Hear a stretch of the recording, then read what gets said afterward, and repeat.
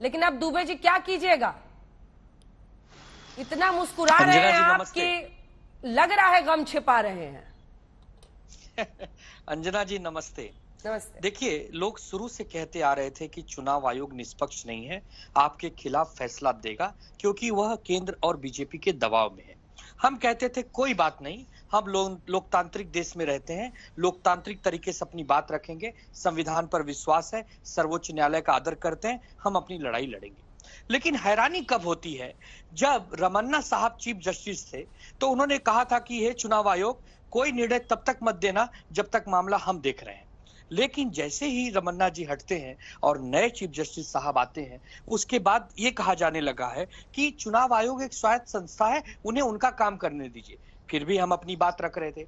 अंजना जी आप एक बात बताइए, जब चुनाव आयोग को यही निर्णय देना था तो कि एमपी और एमएलए जिसके पास ज्यादा है। चुनाव आयोग के साथ साथ दुबे साहब चीफ जस्टिस पर आरोप लगा रहे हैं? नहीं नहीं नहीं नहीं, आप पहले पूरी बात सुनिए, आप आगे का फैसला मत दीजिए, खाली मेरी बात सुनिए। जब यही निर्णय लेना था कि एमपी एमएलए जिसके साथ है वही पार्टी और वही चुनाव चिन्ह लेगा, तब ये खाना पूर्ति करने का नाटक क्यों खेला गया कि आप अपने शपथ पत्र जमा कीजिए, आपके पास कितने लोगों का समर्थन है वो बताइए, एग्जीक्यूटिव कमेटी में मेंबर किसके पास ज्यादा है वो बताइए। जब वही सब चीजें हम बता रहे हैं और हम कह रहे हैं कि नहीं, हम मजबूत स्थिति में है, पार्टी हमारी है, जरूर एमपी एमएलए हमसे दूर गए हैं, लेकिन एक बहुत बड़ा तबका बाला साहब ठाकरे जी, उद्धव ठाकरे जी और आदित्य ठाकरे जी के साथ है, तब भी आपने नाटक क्यों खेला?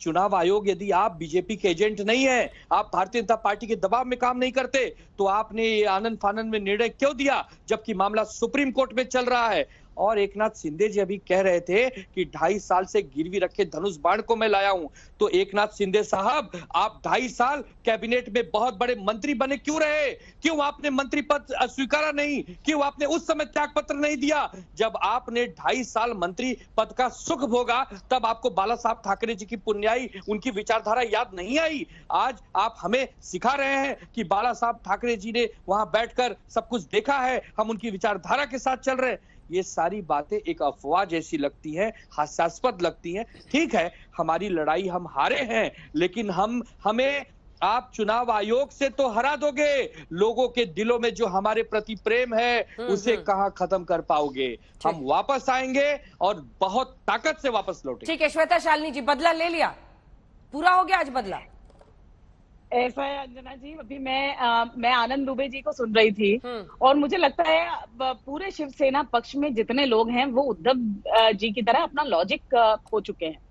वैसे एक बात आपको बता देती हूँ, देखिए ये धनुष बाण जो है ये प्रभु श्री राम का चिन्ह है और ये शिवसेना जो नाम है ये शिव छत्रपति शिवाजी महाराज के ऊपर नाम है, जिन्होंने हिंदुई स्वराज की रचना को अंजाम दिया था।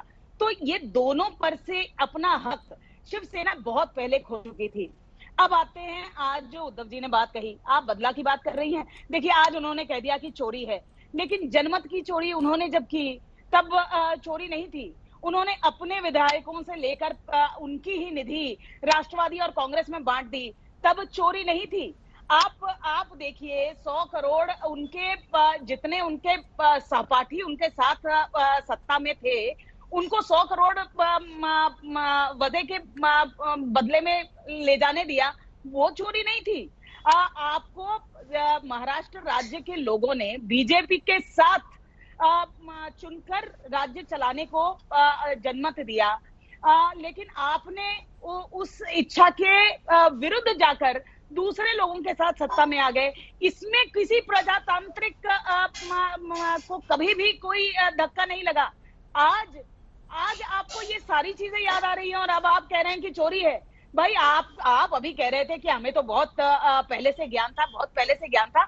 और मैं आनंद दुबे जी को बता देती हूँ, देखिए क्या है, आप कुछ भी कह लें इलेक्शन कमीशन को, लेकिन आप जो 78 पन्नों का जो रिपोर्ट है उसको जाके पढ़िए और देखिए, चाहे वो सादिक अली का केस हो, चाहे वो अर्जुन सिंह का केस हो, चाहे इंदिरा गांधी का खुद का केस हो, Sadiq Ali versus election commission of India, हर समय जीत किसकी हुई? बहुमत की जीत हुई। ये लोकतांत्रिक देश है, बहुमत जिसके साथ है, जिसके साथ विधायक हैं, जिसके साथ सारी जनता है और जिसके साथ जनमत है, वही व्यक्ति उस चिन्ह को, उस विचारधारा को। आपने तो बहुत पहले ही, अरे आप देखिए, अभी मैं सुन रही थी आपके जो थापा जो नौकर थे, जो जिन्होंने कितनी सेवा की बाला साहेब की, वो तक आपको छोड़ के चले गए।